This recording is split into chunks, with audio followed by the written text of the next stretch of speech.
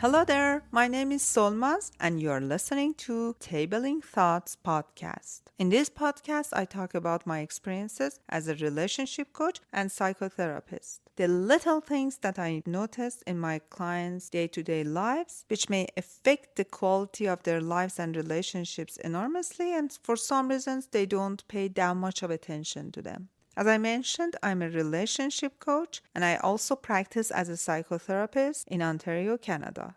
In order to get more information about me, you may check my Instagram account, YouTube, or my other podcasts via the links in description. In the 32nd episode of Tabling Thoughts podcast, published in June 2025, we talk about the quiet cost of emotional avoidance, especially when we confuse silence with peace.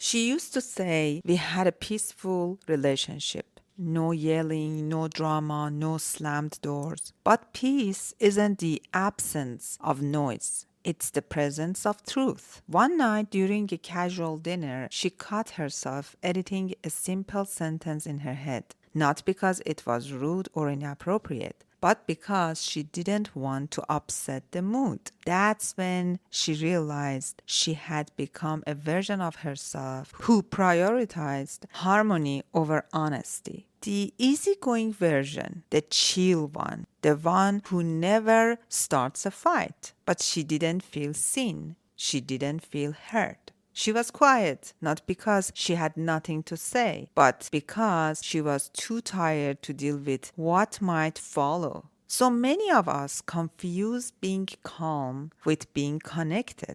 But my friends, they're not the same. We call it peace, but sometimes it's just polite suppression. A mask we wear so no one asks us too many questions. A habit born in homes where silence was safety. In workplaces where speaking up meant being labeled difficult. In relationships where our truth wasn't welcome. This episode is for you. If you have never smiled through discomfort, if you have ever held your breath instead of your boundaries, if you have ever thought it's not worth it, let's talk about what happens when we trade our truth for temporary quiet and how to take our voices back gently but firmly. Let's be clear, real peace is not passivity. It's the ability to sit with discomfort and still choose connection. It's when you feel safe enough to talk and speak, and safe enough to be heard. But avoidance, that's when your silence protects others from your honesty and often from their own discomfort. In many cultures, especially collective ones, we are taught that quiet equals respect. We grow up learning to make ourselves smaller for the sake of group harmony. We are told that bringing up difficult topics is selfish. That wanting more from family, from partners, from life is ungrateful. So we stay silent, not because it feels right, but because it feels familiar. Here is the thing.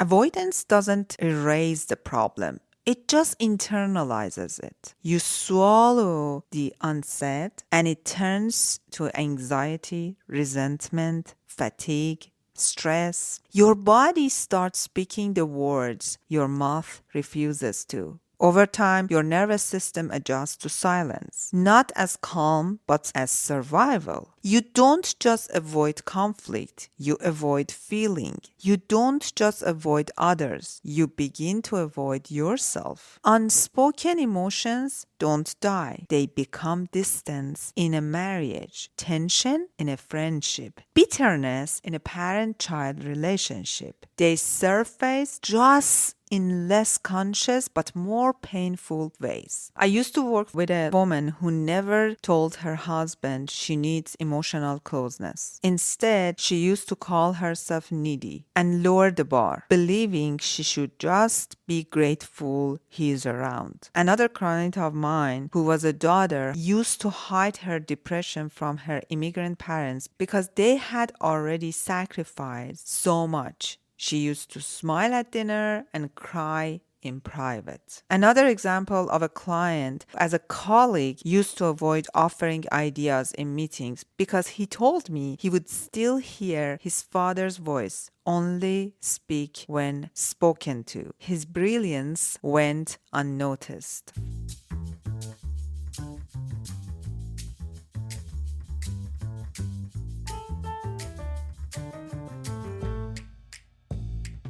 So, how do you know if you're choosing peace or avoiding discomfort? Ask yourself this: do I feel grounded after staying silent, or do I feel heavy? True peace feels expansive, like breathing room. Avoidance feels tight, like holding your breath for too long. Let's start small. Practice telling the truth in the moments where the risk is low, but the impact is real. Like saying, I would actually prefer to instead of, I don't mind. Or that didn't sit well with me instead of brushing it off. These moments, my friend, build the muscle of self-trust. I have some grounding scripts that I give my clients. Let's practice them. Something like, this might come out messy, but I would rather be real than rehearsed. Or you can say, can I share something I have been holding on to? Or, this isn't about blaming. It's about understanding. And remember, speaking up is not the opposite of being kind. It is kindness to yourself and to the relationship. My friends, clarity creates intimacy, even when it's awkward, even when it shakes the dynamic. Because when you speak your truth, you give others permission to be same. If in the relationship you are in, you feel that, or you have evidence that speaking your truth will make it messy, it's time to reconsider that relationship. Okay, let me give you some more examples. Instead of saying I'm fine, you can say I feel dismissed in that moment and it hurts more than I thought it would. Instead of pretending things are okay with your partner, you can say I miss us. I want to feel close again. Can we talk about what's shifted? Instead of avoiding a hard conversation at work, you could say I have noticed something I think is worth addressing. Can we find a time to talk openly?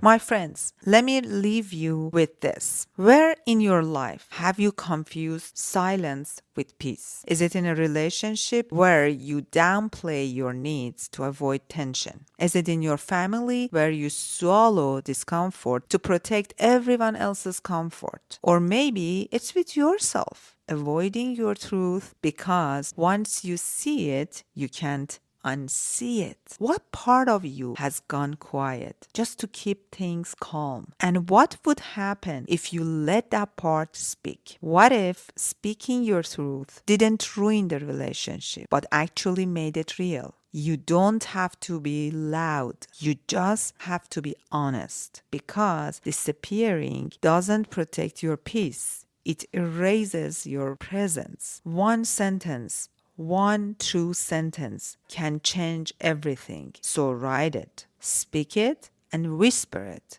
But let it live. Because, my friend, peace that costs you the truth is just silence with better PR. My friends, I hope this episode has been helpful for you. I really appreciate you if you jot down your comments for me to have a better understanding of what do you want me to talk about in these episodes. Until next episode, take good care of yourself.